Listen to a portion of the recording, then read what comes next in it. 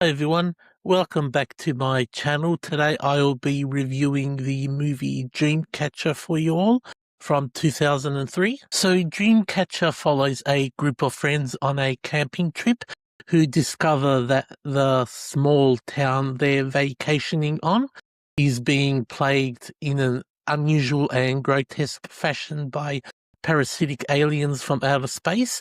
Based on a novel by Stephen King, the story is supposedly something he wrote while recovering from a severe car accident, which might explain its bizarre, disjointed, and often confusing nature. I remember renting this movie on VHS when it first came out, but for some reason I didn't finish watching it back then.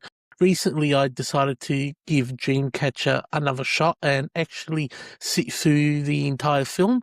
Honestly, the film makes very little sense. The mix of genres, the backstory, and the alien invasion plot all seem to collide in a chaotic mess that left me scratching my head for most of the runtime.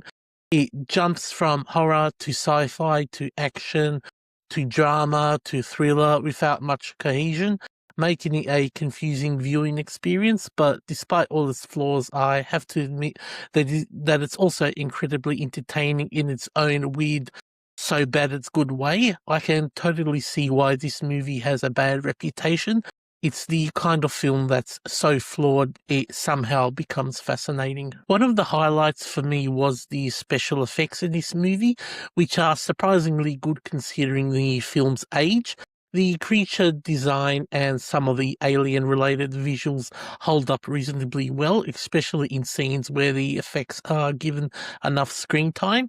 The acting is also quite solid. The cast, including Morgan Freeman and Thomas Jane, all deliver performances that keep you engaged even when the story is falling apart. They put effort into, well, I should say the filmmakers put effort into their roles, which makes it somewhat easier to overlook the film's messy and many narrative inconsistencies. Visually, the snow-covered, desolate landscape is captured beautifully on film.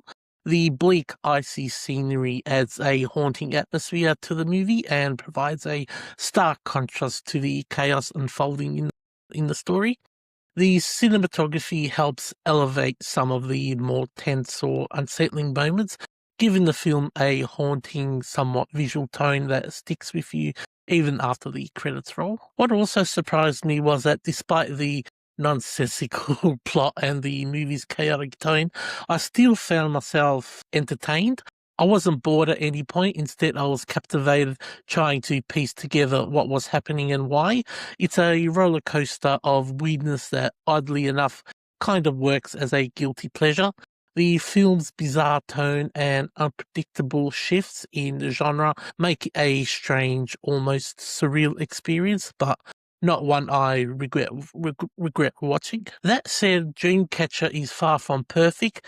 As I said earlier, its confusing story, uneven tone, and the way it jumps between horror, sci-fi, and action and all types of other genres without satisfying development have earned it a reputation as a mess.